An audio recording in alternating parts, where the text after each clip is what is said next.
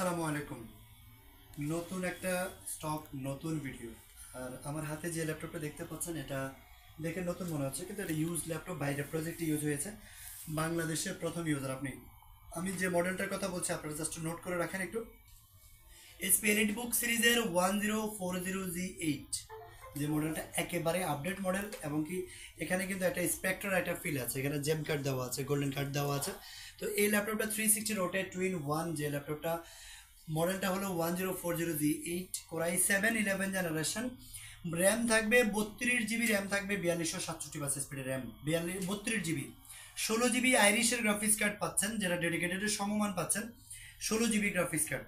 আর সাথে কিন্তু touch screen 360 rotate পাচ্ছেন, 512 জিবি এনভিএমই এসএসডি পাচ্ছেন, tab plus laptop.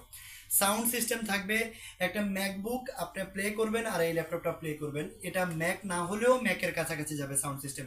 Dolby sound system আছে, যেটা 4টা স্পিকার থাকবে। আর এই ল্যাপটপটা ব্যাটারি ব্যাকআপও কিন্তু একবারে 5-6 ঘন্টা প্লাস থাকবে ইনশাল্লাহ।